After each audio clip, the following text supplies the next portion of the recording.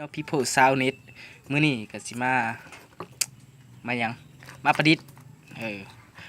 ประดิษฐ์ชื่อว่าไฟฉายนี่ชื่อว่าซื้อมาตลาดเนาะใส่โดนไปแหละมันเพ่เนาะต้นเหตุต้นตอคือบ่แม่นว่ามันเพ่หยังดอกต้นเหตุต้นตอคือก่อนอันนี้เนาะถึงว่าหม้อไฟมันหรือว่าเอิ้นว่าถาดมันซะว่าง่ายซะพอเป็นก่อนน้อยๆเนาะใครก็มาเข้าใจฮู้ดอกถึงจะส่องเข้าไปข้างในเขาจะสังเกตเห็นว่ามันเป็นขาวๆเนาะแบบคล้ายๆคือหม้อไฟนะแต่วันนี้หน่อยสิตัวนี้ประมาณ4 โวลต์ปลาย4 โวลต์หรือ5 โวลต์นี่แหละซึ่งว่าเขาสามารถประดิษฐ์ใส่ได้กับตัวนี้ก่อนแบตนี่โนเกียเก่าซึ่งว่าเขาสามารถเอา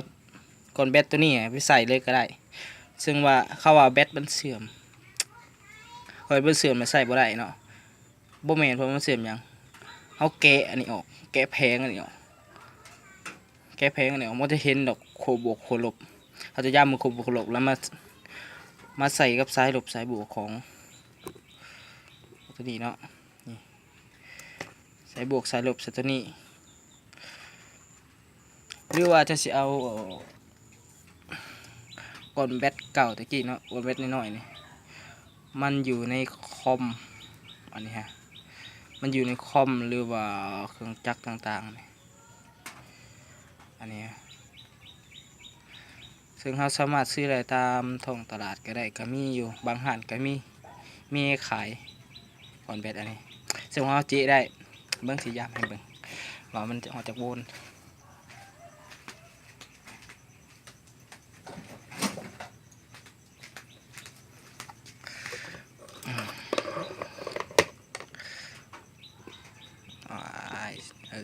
ปรับแล้ว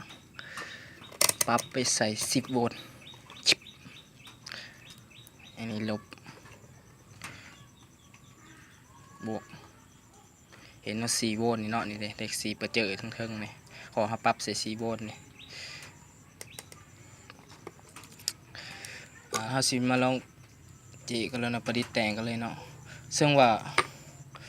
เฮ็ดในนี้เขาจอดยากเวลาเขาจอดขี้กลัวนี่มันบ่จับนี่เราใส่แนวจอดอันนี้เนาะจอดขี้กลัวมันบ่จับนี่ขี้กลัวซื้อมาตามห้างจีนห้างเวียดห้างลาวนี่แหละจอดติดแต่ทั้งหนาจอดขี้กลัวติดแต่ทั้งหนาซึ่งว่าขอบได้ประดิษฐ์ท่อ PVC ซึ่งเอาหันน็อตใส่ว่าที่กำหนดว่าที่เสียมันตัวได้เป็นโคบวกโคลบตัวนี้ก็เห็นปะที่เห็นบอกหัวน็อตแหลมๆออกมาซึ่งว่ามันจะให้มันต่ำกับตัวนี้สว่าน็อตเข้าไปเพราะว่าต้องตัดน็อตให้มันยาวพอประมาณเนาะสั้นโพดกับบ่ได้ยาวโพดกับบ่ได้อันนี้ก็เข็นเส้นกันเดี๋ยวเราจะสอดไปเนาะว่ามันได้หรือเปล่า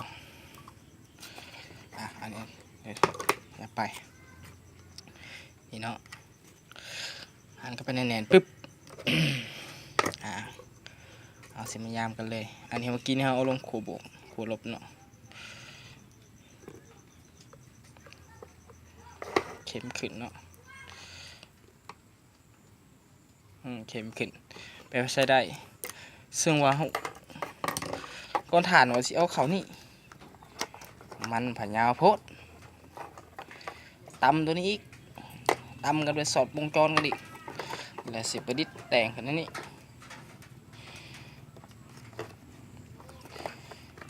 ประดิษฐ์แต่งนี่ซึ่งเขาเจาะหูใส่โคบออกโคบวกออกกันเลยเนาะวันนี้จะเริ่มเจาะก่อน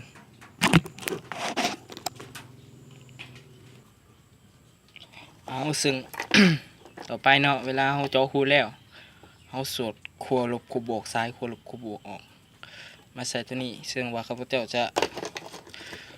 งอยติดอยู่นี่เลยติดอยู่นี่จะเห็นได้บ่เนาะงอยติดอยู่นี่อาศัยขั้วบวกอยู่นี่ขั้วลบอยู่นี่ซึ่งว่าเขาจะหันอันนี้ออกหันแล้วก็ หันออกนิดนึงเอาสายไฟใส่แล้วหันเข้าให้มันแน่นพอเดียวหันออกนี่เนาะเอาขดลวดใส่ประมาณ2-3 หัวไปเลยเพื่อมันแน่นแล้วก็หันเข้า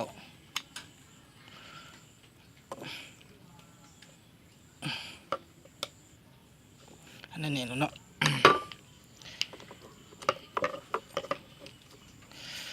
ต่อไปตัวนี้นี่ก็เส้นกันหันออกก่อนอันนี้หาแนวป่านให้มันเพียงๆก่อน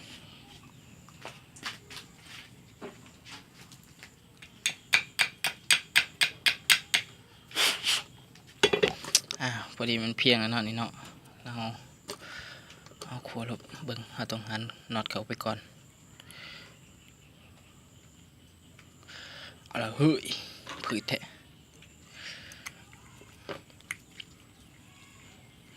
หันเข้าพอประมาณบ่ให้แคบโพดเพราะว่าเขาสิเอาแล้วกล่องคือบ่ซูมโทษเด้อนี่แหละหันไปปิ๊บจิ๊บ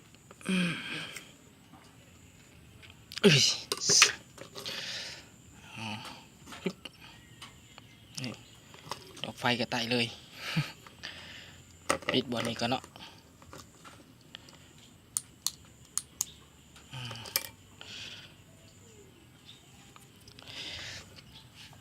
เลยหายังติดไปนี่เขาจะของหยาดหันตัวนี้เขาก่อนเสร็จเปื่อนพดถิ่มจะโดนปึ๊บแล้วหันกระปาย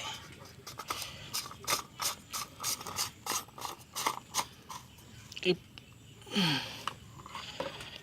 แล้วตัวนี้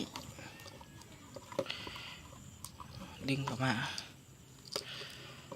ดึงเข้าไป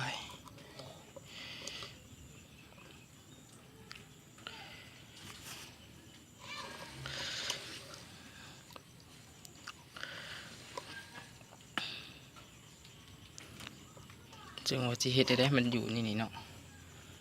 ข้าพเจ้ามีกาวหอดกาวนี่เวลา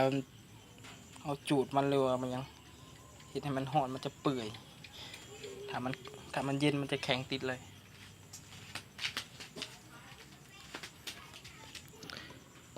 ข้าพเจ้าก็เผาก่อน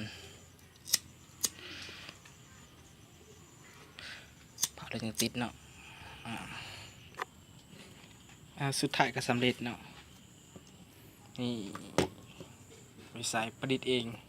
อาจจะบ่งามเนี่ยแต่ว่าพอแก้ไขได้ยามการกบการเขียดเนาะอันนี้เขาใส่ว่าด้นบ่ก่อนแบตอันนี้มันขึ้นกับตัวนี้ถ้ามันซื้อใหม่ๆมันบ่ยังเสื่อมนี่กับประมาณกลุ่ม3-4 ชั่วโมงไต่บ่มันง่ายเขาว่าเขาซื้อมาแบบเอามานำคอมเก่าเนาะมันก็เสื่อมและใส่ก็ติเยื่องกับมัน2 ชั่วโมงขึ้นไป2 ชั่วโมงถึง3 ชั่วโมงคันมันเสื่อมเลยยอมรับว่ามันทนหรือว่าจะสิเอาก่อนแบตถ้าบ่มีเอาก่อนแบตโทรศัพท์ใส่ก็ได้ใส่ในนี้ข้าพเจ้าบ่อยากเฮ็ดขี้ขาดแกะตัวนี้ แกะแผลมันออกอะไรเสริมใส่แต่กะทนคือกันค่าสำหรับตัวนี้ก็ประมาณได้1 ชั่วโมงพุ่นแหละก็ใส่เพราะว่าดอกไฟมันกินบ่หลายถึงตัวนี้มันก้อนถ่านอันนี้มันมี2 แอมป์3 แอมป์บางอันก็4 แอมป์แห้งใหญ่แห้งบรรจุได้หลายหรือบางคนก็สิประดิษฐ์เนี่ยได้ก็สิมีหม้อไฟที่เป็น4 โวลต์มาจิต่อสายออกมาคือข้าพเจ้าเคยเฮ็ดตะกี้อันนี้หัวปลั๊กเสียบหัวยังนี่แหละเจใส่นี่ต่อสายออกมาซึ่งไฟนี่บ่ห้ามเกิน5 โวลต์ห้าม ถ้าว่าเกิน5 โวลต์นี่ดอกไฟนี่ขาดตับหลดข้าพเจ้าเคยเห็นแล้ว ขาดตับหมดหลายหัวแล้วก็ขอฝากคลิปนี้ไว้เท่านี้เนาะสอนวิธีการสิถึงมาเซใครมีวิธีอื่นคือกันเด้อบอก มีวิธีอื่นที่เห็นให้มันกระทัดหัดกว่าเก่าอันนี้ก็กระทัดหัดแล้ว แต่เห็นให้มันกระทัดหัดกว่าเก่าก็หาวิธีบอกวิธีมาในเด้อเผื่อสิลองเห็ดอีกขอขอบใจ